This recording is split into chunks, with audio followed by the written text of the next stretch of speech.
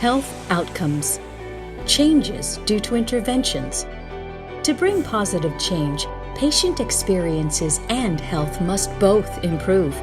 Healthcare costs must be lowered, and clinician and staff burnout has to end. But our problems are big. 133 million Americans have at least one chronic disease. 500,000 people are dying every year from hospital errors, injuries, and infection. The shortage of primary care professionals will be as much as 100,000 in just the next 5 years. Big problems require bigger solutions. Positive change needs acceleration. It needs to happen now. But these are not so easy solutions that many don't want to hear, and even few are willing to talk about. How to lead such a change? How to discover, discuss, and disrupt healthcare to make a difference now? This is VITALS, Visionary Health Leadership in Action. Good afternoon. I'm John Langell, President of Northeast Ohio Medical University.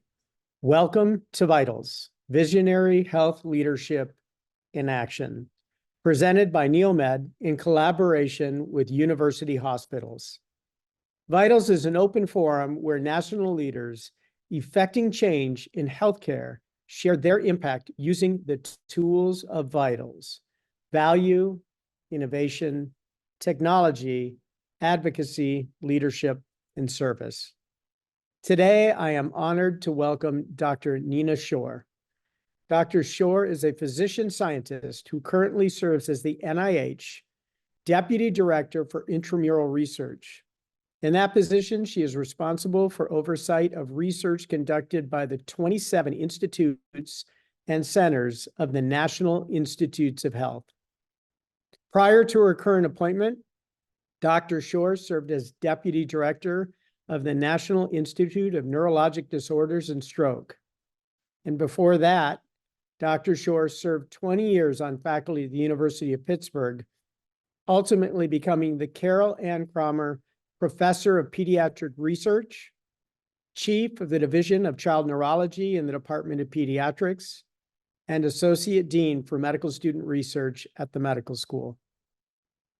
Dr. Schor was also the William H. Eilinger Chair of the Department of Pediatrics and Pediatrician-in-Chief of the Golisano Children's Hospital at the University of Rochester. Across 27 years in academia, her research on neural crest cell development and neoplasia was continuously funded by the NIH. At the National Institutes of Neurologic Disorders and Stroke, she led the Division of Intramural Research and the Ultra-Rare Gene-Targeted Therapies Network and Strategic Planning and Career Development Programs. She currently serves as a member of the Executive Committee of the Board of Directors of the American Board of Psychiatry and Neurology. Please join me in welcoming Dr. Schor as she provides insight on leveraging leadership to affect innovation. Dr. Schor, the floor is yours. Thank you so much, Dr. Langell, and thanks to all of you who are tuning in today. I really consider it an honor to be able to talk with you a little bit about leadership and how you can leverage leadership to effect innovation. I'm going to pull up my slides and we will be ready to begin.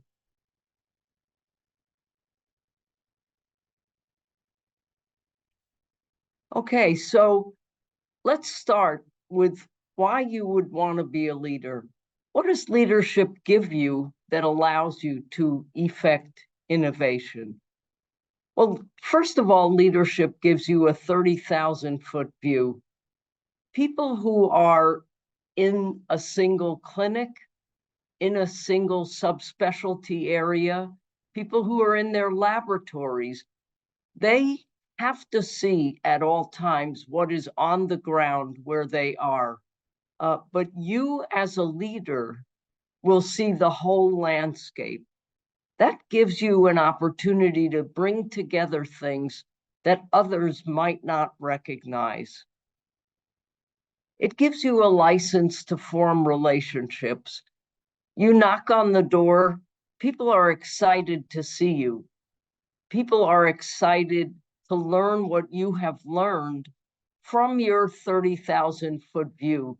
I cannot tell you how many times there have been people literally in laboratories or clinics next door to one another who haven't gotten to know one another. And I, as the leader of a department or a division or a clinical enterprise, am able to not only introduce them to one another, but have them create something that is a whole that's greater than the sum of their individual parts. Being a leader gives you an instant platform from which to mentor. And for me personally, this has been the most gratifying part of leadership. The higher you go in the leadership hierarchy, the more the people that you mentor are themselves leaders at a different level. And really, if you do it right, it becomes very hard at some point to tell who's the teacher and who's the student. You learn as much from the people you mentor as you teach them. A real joy of leadership. It gives you influence and impact. You have a platform from which people listen to you, people take what you say to them, what you teach them, and use it to create something new and different and bring something to the world of medicine or science that is very different than was there before. This notion of creating a legacy, creating something that wouldn't have been there had you not connected people, is what I think is the best part of leadership. So why does that fuel innovation? Why would that have anything to do with things that are innovative in medicine? Well, it creates juxtapositions that didn't exist before. It takes the physician who perhaps is in gastroenterology and brings them together with the physician or the scientist that's interested in pulmonology, just as an example, and you create aerodigestive programs that bring something to patients that they might not have gotten if they had gone to see a physician in a single specialty. It takes the scientist that works, for example, on the mitochondrion and brings them to the neuromuscular physician to shed light on a mechanism of disease that otherwise would not have come to light. It builds synergies.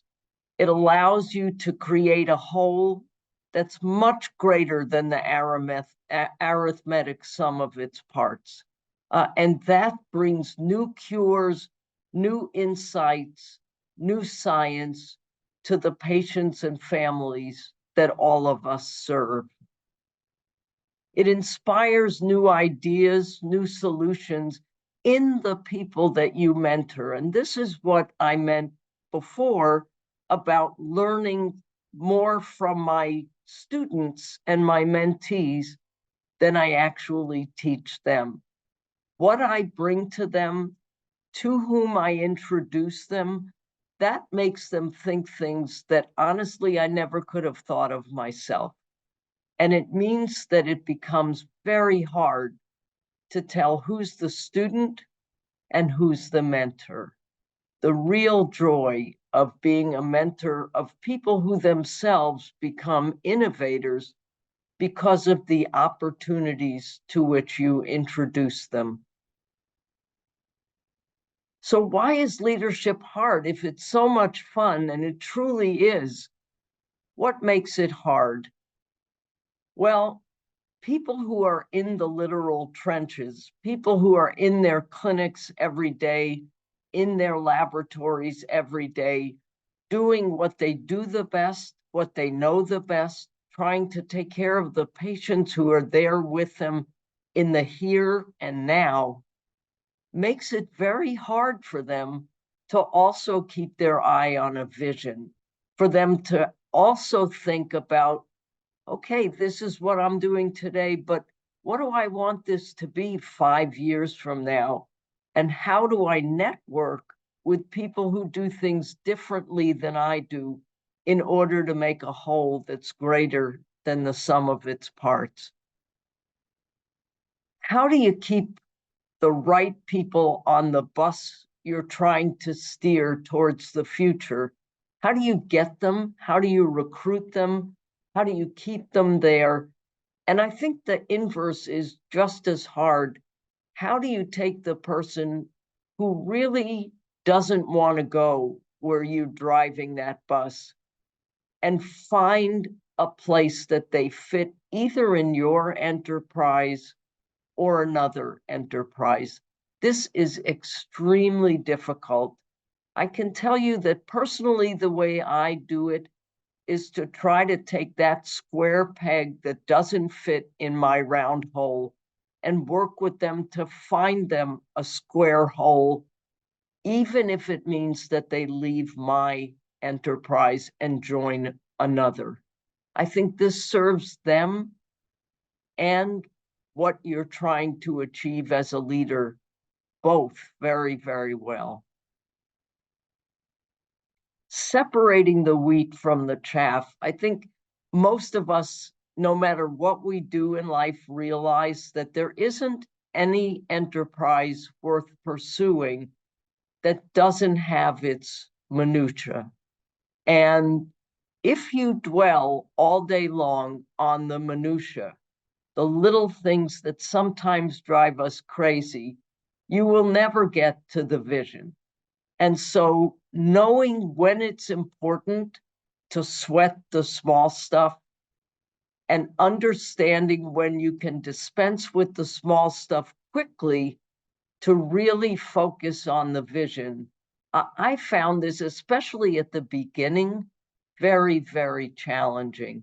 And I think you get better at this when you go on through leadership opportunities, only if you realize from the very beginning that this is something you have to master.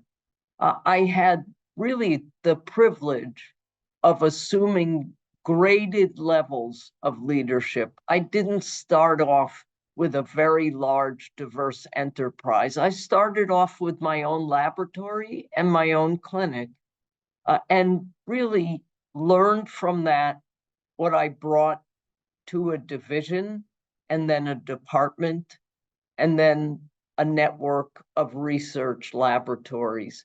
Had I started with the big stuff at the beginning, I never would have mastered this very, very challenging piece. So how do you leverage leadership to affect innovation? Well, I'm going to go through this by showing you some personal examples, things I really have had the opportunity to grow from the very beginning. The first was an education example. I got asked by a senior faculty member at the University of Rochester, Dr. Philip Trowan, to join him in the leadership of what was at that time a very, very new concept. The idea was to create a capstone course for the second year of medical school that integrated the basic science that the students had acquired into how they use that to do medical decision making. And the course was, at the time, it's going to sound very old hat now, but it was really the first of its kind in the United States. And the notion was that we would not only house the case studies that the students would course through using their basic science knowledge on a computer, but that the computer would gate access to aspects of the case.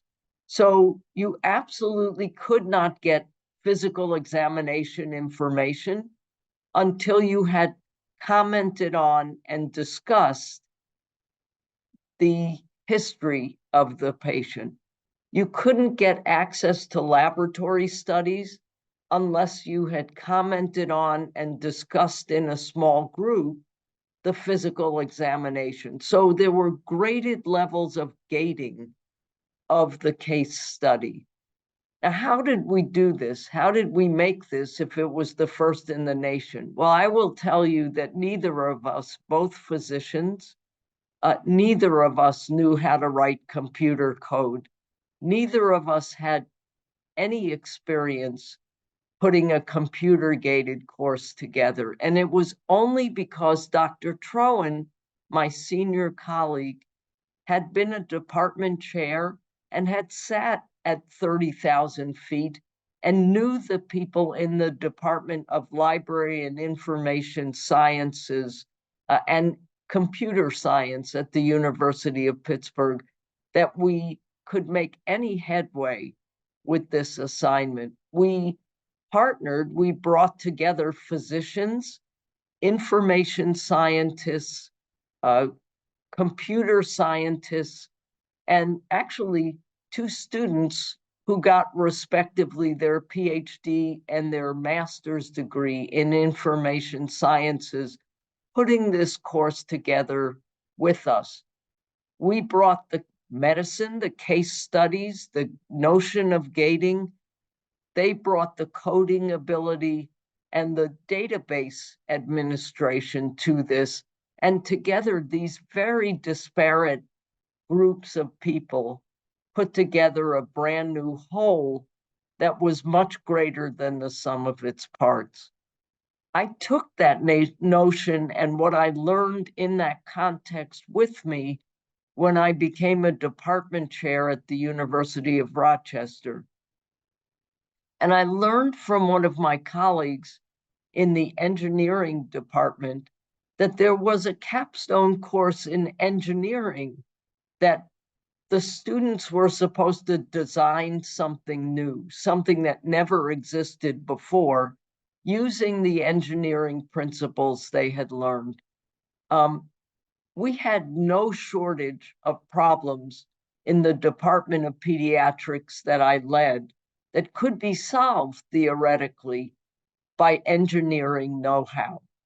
But we didn't have a lot of engineers in the Department of Pediatrics.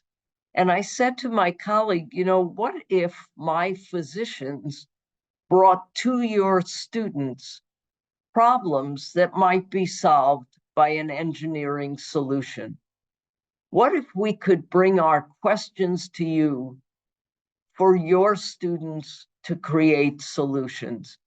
And there were several innovations for our neonatal intensive care unit when we needed things that could measure quantities that were as small as a premature neonate. Things that occurred in our gastroenterology division that needed measurement of pressures and volumes and fluxes that were difficult to do in an, as we say, an awake behaving child. That partnership resulted not just in solutions to medical problems, but patentable devices that brought those solutions to children all around the country. And it was only because I had the privilege of sitting at 30,000 feet and seeing the whole university landscape that allowed me to bring those people together who had never met and had never collaborated. And this really colored the way in which I have done research throughout much of my career. I've collaborated with people in public health, with people in the dentistry schools, with people in library and information sciences. I'll give you an example. My laboratory did a lot of work in the early days of determining what the transcriptome was. We had chips that had 40,000 different mRNAs on them and studied changes in expression in cells under various conditions that were designed to mimic human disease. The problem was we would get a printout from the Schor facility that looked at these RNAs, and it would have 40,000 up and down and stay the same changes that occurred in the cell when we compared control and experimental disease-like conditions. What would we do with that? I mean, what human is going to make sense out of 40,000 readouts without help from an information scientist from a computer program that could say, in what pathways do these kind of hang together and make sense? And in the days before there were commercial programs to do this, we did this actually going back to the information scientists that I had met early in my career and saying, if we tell you what pathways exist in the human mitochondrion that we were studying, could you then tell us which ones these changes coalesce in? I never could have done that myself. I did that because I had information that I had gleaned from another essentially part of my life that I could bring to bear on this. And this is really what leadership gives you, that platform from which to see the whole landscape and make it come to bear on individual, very specific problems. So I'm going to close by showing you a quote that I think will give you a sense of why it is both a joy to be a leader, a privilege to be a leader, and also a challenge to be a leader. Being a leader really only takes 50% of your time. Unfortunately, it's every other minute, and you have to rise to the challenge when that challenge arises. And that is almost every minute of every day. So I thank you very, very much for your attention. And now we've come to the question and answer part of this webinar.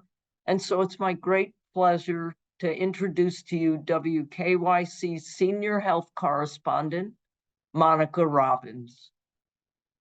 Dr. Schor, thank you so much. And thank you so much for your insightful discussion. I want to start with the last quote you gave, because I assume, like many of us, you have 24 hours in your day. I'm curious to know if there's anything you've sacrificed or anything you've missed because of the time you've devoted to your leadership. Yeah, I can answer that, I think, in two ways. One is a professional life way. There isn't a day that goes by that I don't miss being in my own laboratory and my own clinic and literally doing science, literally talking to individual patients and families and trying to help them solve problems. I spend much, much more of my time now facilitating others doing that, both through education and through administration. To me, there's no value to being an administrator if it doesn't allow me to create opportunities for other people and then to empower and equip them to meet those opportunities and those challenges.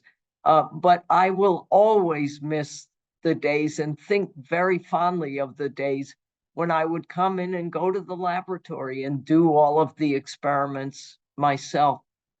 On a personal note, I think if my children were here, they would say that there were soccer games that I missed, presentations that they did, performances that they did that perhaps I missed.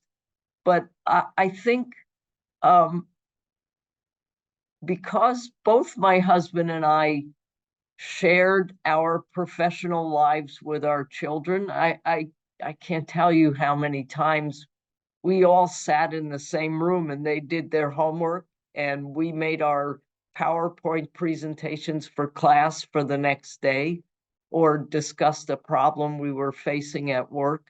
I think because of that, it enabled them to see family and professional life as part of the same continuum. And I don't think I would have given that up for anything in the world. But you are right. There really are only 24 hours in all of our days, and we make choices all the time. I want to welcome, we have over 107 visitors watching this stream right now. And I encourage all of you, if you have any questions for Dr. Schor, please put them in the Q&A and I will get to them.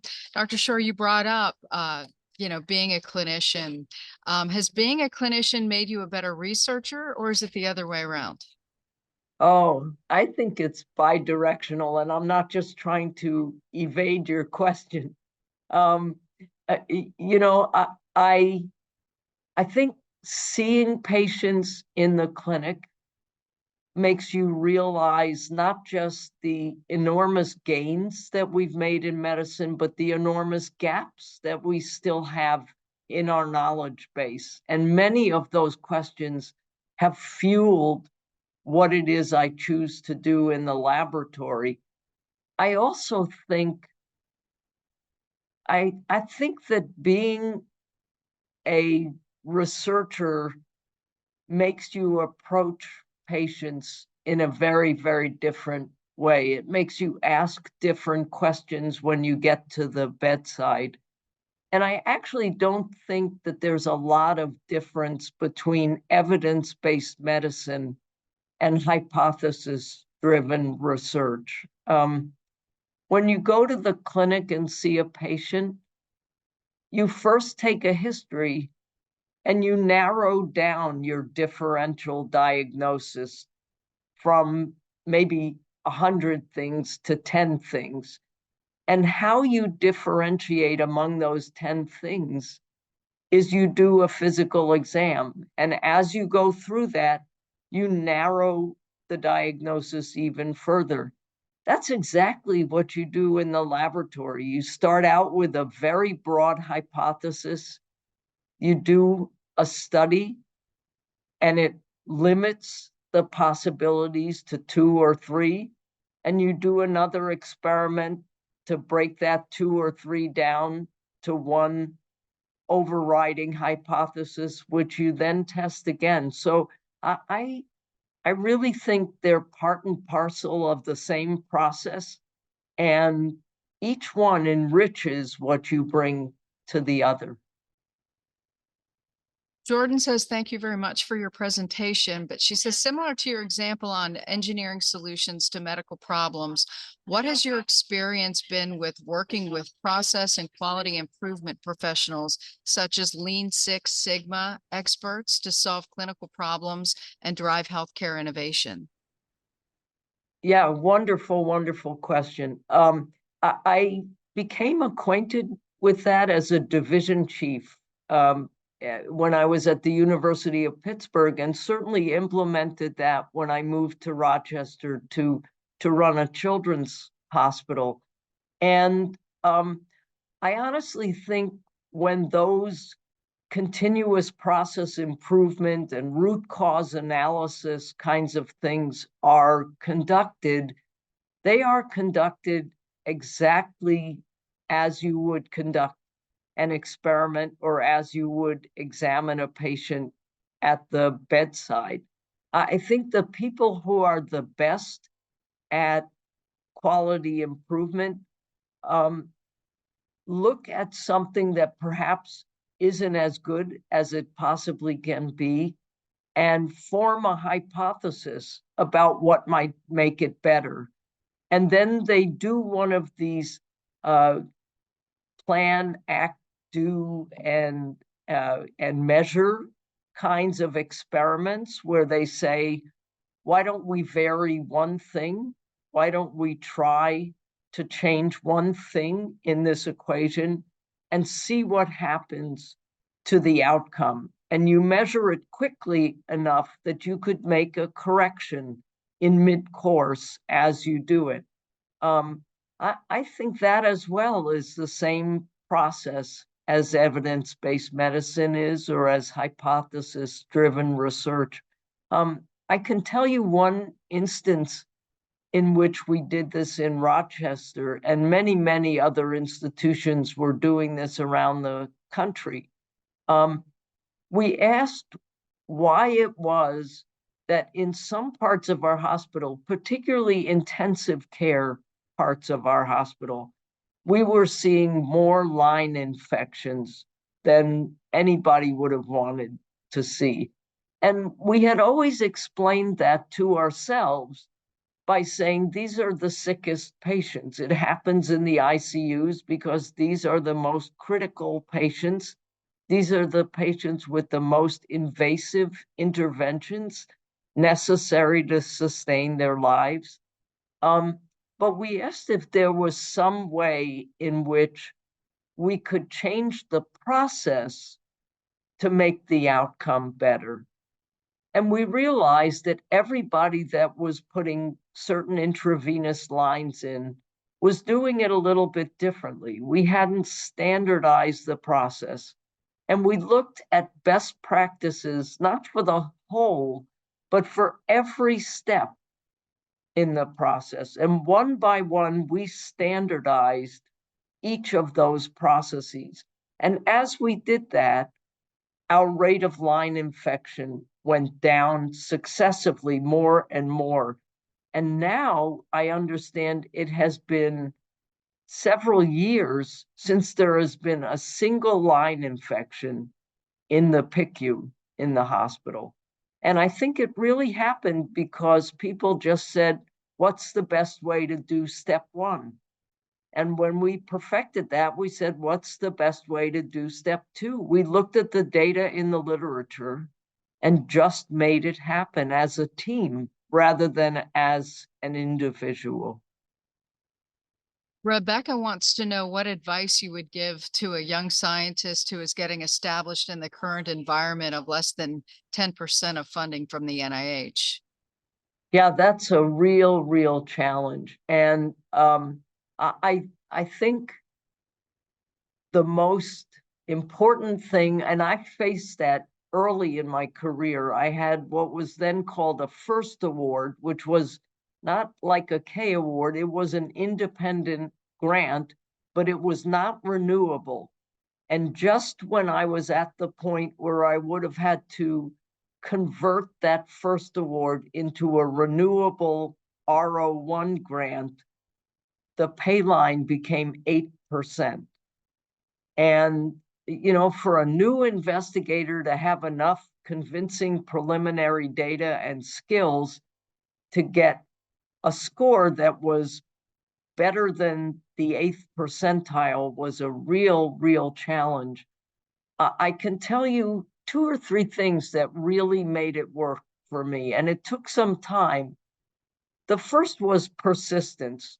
Do not lose hope, and do not lose the ability to revise and resubmit a grant, or to do a course correction and send it back in. I think the most common thing that foils success is people saying, I put this grant in, I poured my heart and soul into writing it, and I gave up.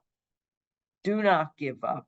If you have that passion, if you have that desire to make research come to bear on medical problems, persist. The second thing that I think was very hard but very helpful was I learned never to send a grant in before I had half a dozen or a dozen people who, not just the people who would never tell me bad news, they're not that helpful. The people who were not afraid to be really critical of what I wrote. And it is tough to give a grant to someone you thought was your friend and have it come back with a lot of red ink on it saying, I didn't get this, or you didn't explain this adequately.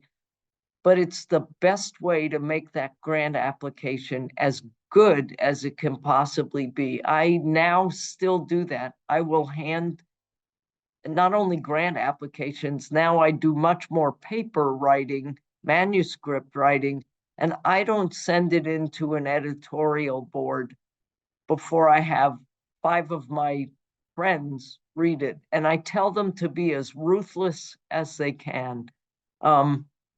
But it is a challenge. I also will tell you that I am in this game long enough to have seen at least 2 sinusoidal cycles where the pay line gets better and worse and better and worse. And so it isn't always going to be at the 10th percentile. John asks or says, across your career, you've shown success as a triple threat in excelling in research, clinical care, and education. But many in today's generation struggle with balancing these professional aspects of their lives with family, friends, and hobbies. So what advice can you provide medical students, residents, and junior faculty struggling with these issues? Yeah, that is an incredibly good question. And I think it is harder now than it was when I did it. And it definitely was harder when I did it than it had been 10 or 15 years earlier.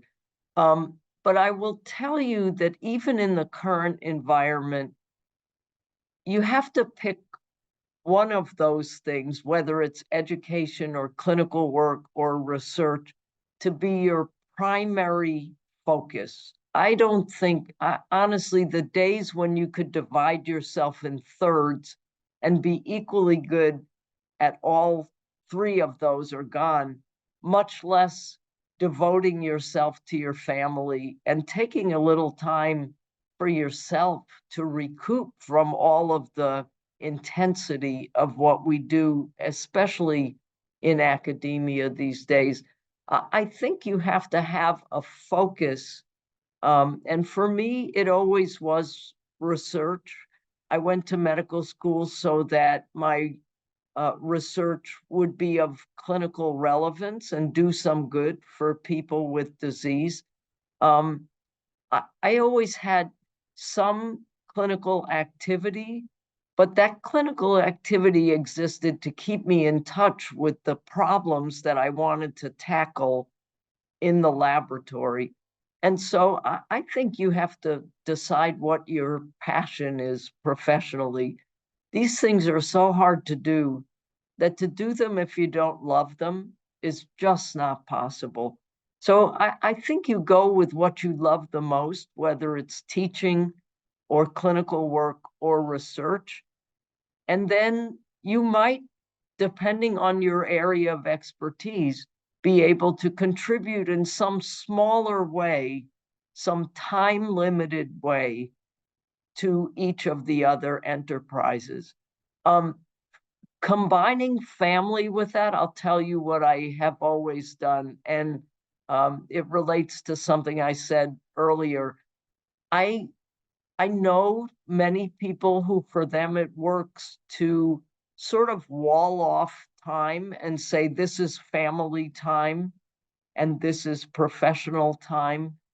For me, what has worked much better is to include my children, my spouse, in everything that we do. I mean, there were many times when my husband, who is a basic scientist, and I would talk about things at the dinner table, and we always thought our kids weren't listening. But then usually about a week later, they had fantastic questions about what they obviously had heard and been processing.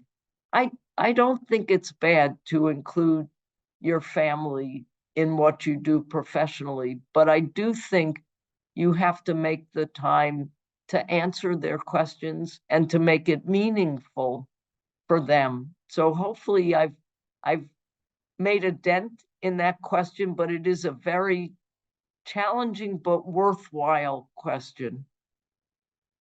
Philip says there has been a lot of excellent research in leadership coming from various respected individuals and organizations.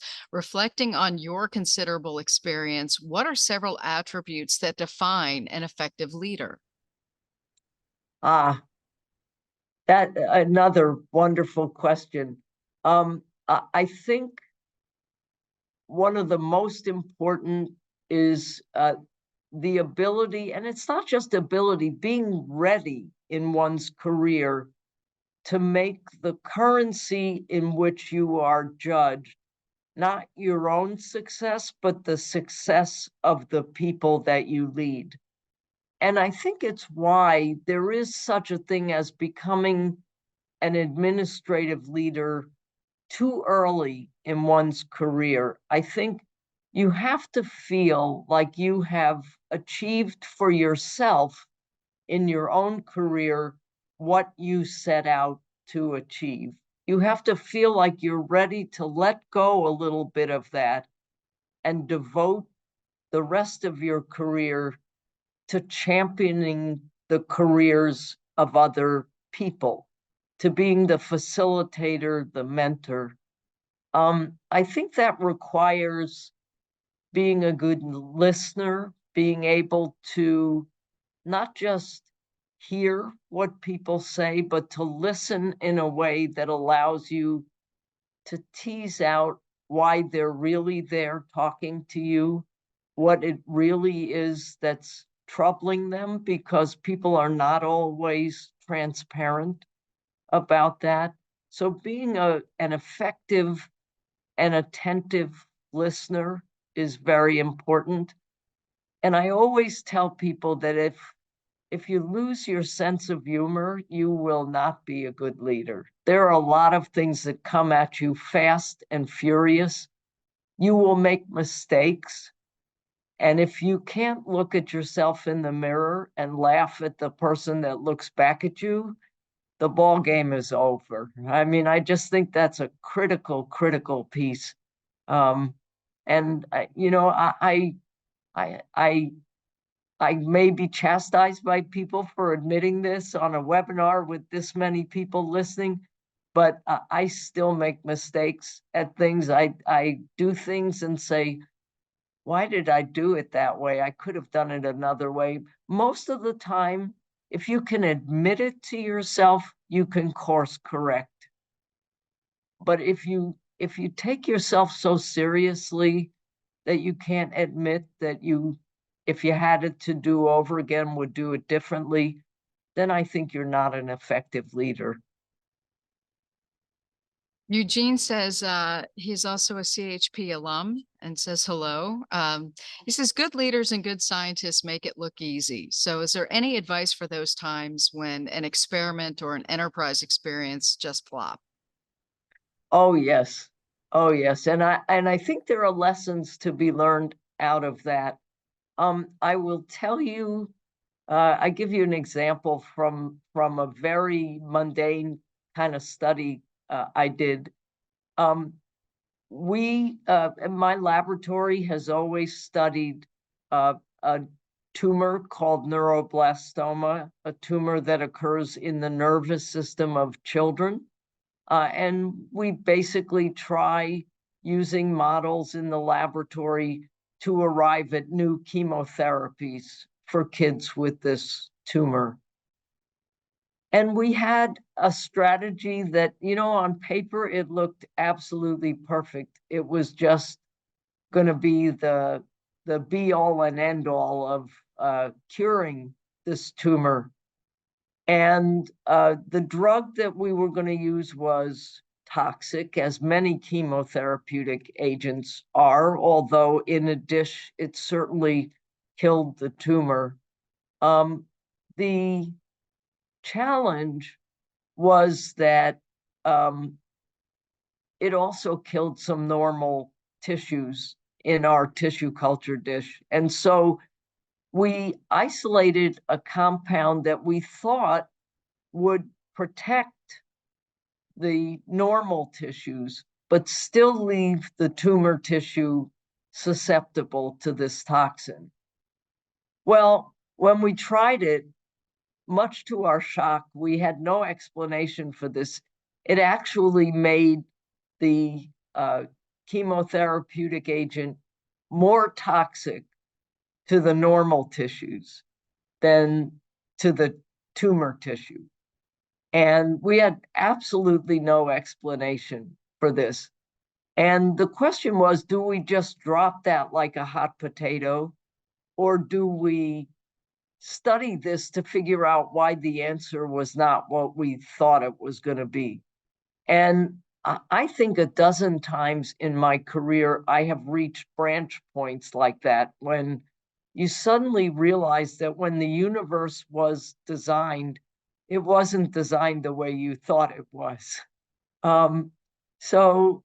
What I found useful in situations like that was to say, okay, I'm intrigued enough that I want to study the mechanism by which this experiment that we thought would be a resounding success was a total flop. So I'm going to study it. But if I don't find something interesting in 6 months' time, I'm going to drop it. So that way, I satisfied my curiosity, but I didn't spin my wheels for months and months and months and months at a time and end up with nothing. It turned out in that instance that the mechanism by which it failed was incredibly interesting. This compound, unbeknownst to us, turned out to be inhibiting a key metabolic enzyme. And there was no way we could have predicted that ahead of time. It was totally unrelated to the tumor and to the mechanism we were going after. But it was a side effect, an off-target effect, if you will, of this drug. And we ended up publishing on it and warning people about using this drug in other situations.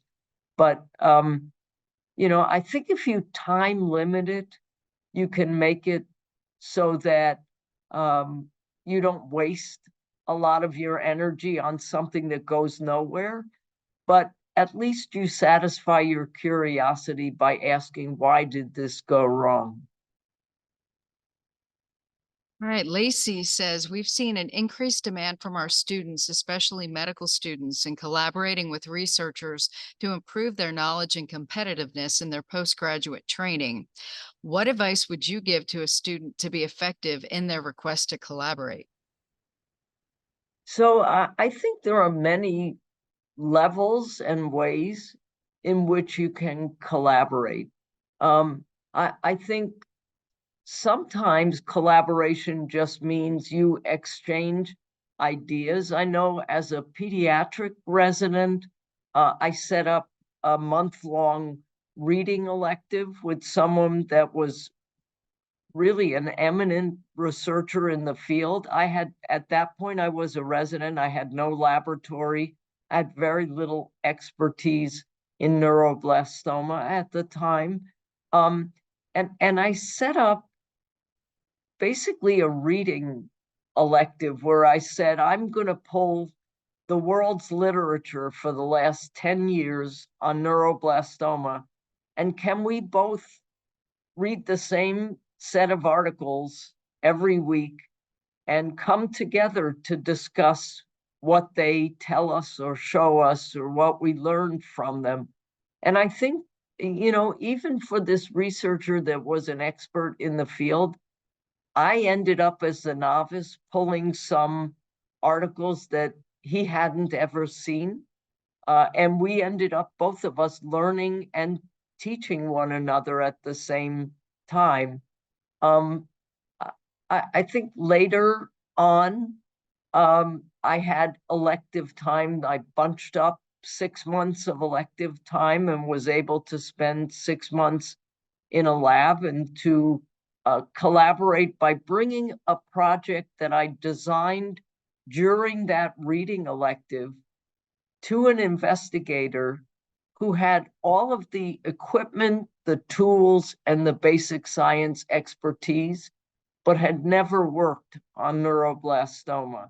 So again, I brought something to his lab that he never would have brought to it, but I learned all of the technical aspects and the analytical aspects from that lab.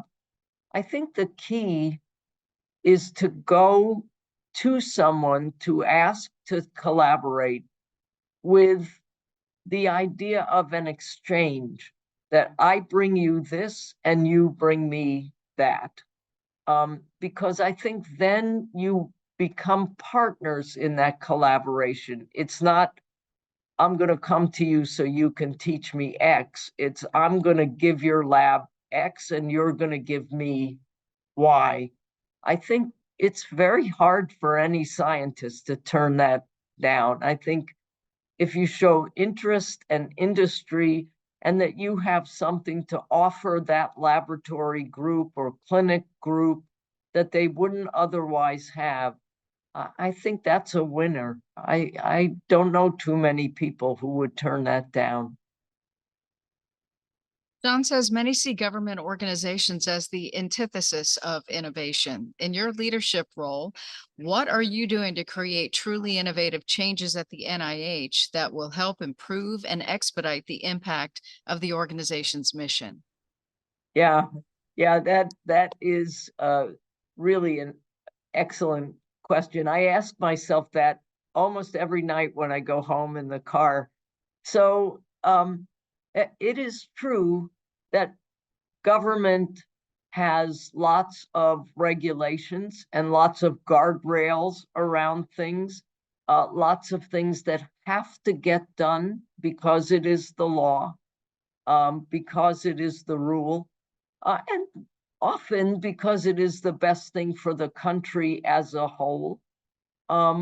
And how do you take that, and in that context, which I am duty bound, truly oath bound, not to violate, how do you do something innovative? And I will tell you that I do it using some of the principles that I talked about in my brief talk. I do it by sitting at 30,000 feet and saying, what things can I bring together that never talk to one another? I'll tell you a little bit about my position that will make it clear why it's both important that I do that and easy for me to do that from where I currently sit. NIH is organized into institutes, and those institutes are kind of a federation, not a single corporation. So those institutes operate under the same overarching rules, but very separately and differently often from one another. And I sit in an office that provides services and core facilities and advice and input to all of those very diverse institutes. But none of the leaders of those institutes reports to me. And so it's a very matrixed kind of an environment. The only way I create innovation, and honestly, the only way I get anything done in this environment, is through my relationships with the people that lead each of those institutes, and through my power of persuasion, if you will, that they will achieve more and better and more innovative by working together with one another to solve a problem. And I think the reason I can do that is the easy problems that only affect one organ system or only affect one age group, most of those have already been solved. Most of the problems we're dealing with now are complex problems that involve the interface between age groups, between organ systems, between processes at the cellular level. And so the only way we solve them is to bring people together. And when we do that, we organically create innovation because those diverse people bring very different vantage points to the problem. Are there often meetings with the NIH of getting all of these folks together to throw up on the board what they're studying, just in case there could be some crossover? Yes, yes. And you know, one of the challenging things at the NIH, and I have to say, we talk about it in government a lot, but I saw it in academia too. Many of the meetings are more operational than visionary. We talk about the minutia, the chaff, how are we going to fill all these forms out by Thursday? Or how are we going to get everybody to comply with this new regulation by next month? And I think part of my job as a leader is to say, okay, we're going to spend half an hour talking about how we're going to get that done. And then we're going to spend the last half an hour of this meeting talking about how are we going to deal with the public health problems that are facing the nation right now? Whether it's COVID or Alzheimer's disease or, things like, are there clues in childhood to who is susceptible to develop Parkinson's disease in elderly adulthood? And are there things that we could do throughout the life course? And okay, this disease ends up in the brain, but we know that there are autonomic nervous system changes and gastrointestinal changes in people with degenerative brain disease. How do we get together as groups that focus on different, it's like the blind man and the elephant, how do we get everybody together so that we get clues from all over that landscape to bring to bear on that disease? And I think we are getting better and better because people like me are pushing the system to say, don't spend the whole meeting on the minutia. Spend part of the meeting at least on getting people together to form a unified vision. Great advice. Dr. Schor, thank you so much for your insight. I know this was incredibly valuable for our audience. I am going to hand it back over to Dr. Langell. Thank you.